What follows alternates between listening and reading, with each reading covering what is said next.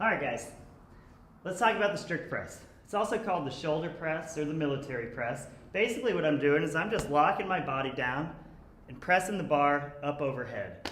How does this relate back to our posture or squatted jump push-up? It's basically just a push-up, but instead of pressing my body weight off of the ground, now I'm pressing weight up in the air. As soon as we add in an external load, like a weight and moving it around, there's a few extra components that come in as far as leverage and where our center line or center of gravity is that can really make things efficient. So remember, we want to frame everything within the same framework. So we learn the framework and we just apply it over and over and over again. So let's review the push-up. Our feet would be together, butt tight, belly button drawn in, holding a Kegel, rib cage down. I'm extending tall, my shoulders are back, and I'm going to create torque into the ground. If my hands are in the ground, they wouldn't move, but if my hands don't have anything to rotate into to get that torque in my shoulder, my hands are going to rotate. So now all I need to do is bend right here, and then this looks exactly like the start of my strict press. So in the push-up, what I'm trying to do is I send everything forward a little bit, and when I'm down on the ground to get the best leverage possible for my press, my forearms are going to be perpendicular with the ground.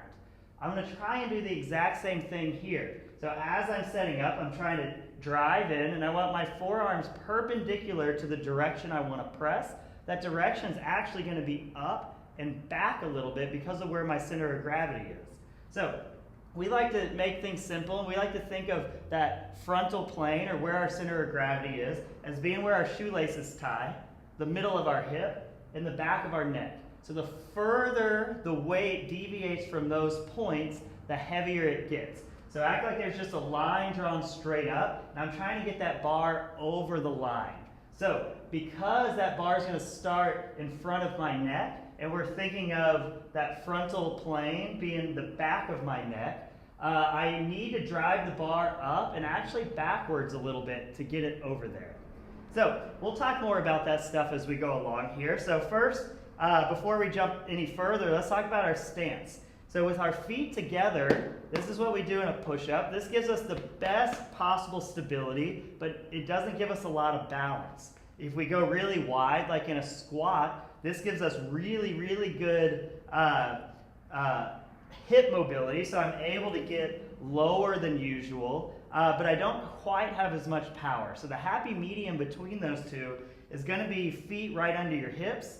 This gives me the best opportunity to get my core nice and stable, nice and tight, and also gives me a nice balance of just not having to worry about getting off balance here. So for the strict press, it's basically going to look like a push-up, but I'm going to be holding the bar here. I keep everything locked down as I press up. So the point of the strict press is purely pressing strength, and I'm going to set up very similarly to how I set up all my squats and all the other of the barbell movements.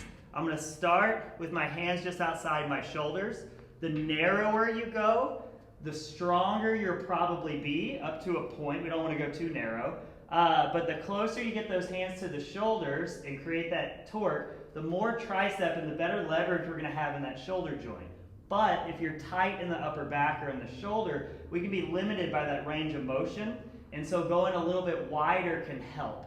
So the wider we go, we're a little bit weaker there, but our mobility is a little bit better there. So for a grip, we're really just looking for hands outside the shoulders and as narrow from there as you can get, with still not being limited by mobility up overhead. So I'm going to take my grip and I'm going to get everything nice and tight. I'm going to go through my checklist here, shoulders back, I'm going to twist in, and I'm going to keep that tightness through my upper back as I walk that bar above my collarbone against my neck, and then I'm going to walk away from the rack. With everything nice and tight, if I push up, my face is in the way, so without moving my back around, I need to move my head, push the bar up and back, replace my head as I push up the rest of the way. Move my head to give it a place to come down, back. So as I'm going, my two check-in points is my start position. Am I tight, shoulders back? Am I creating that torque? And then my next check-in point is overhead. Am I tight? Am I creating that same torque? Is the bar as close to my center line as possible, which is going to be over the back of that neck? So as I push up, I really need to push that bar back just a little bit.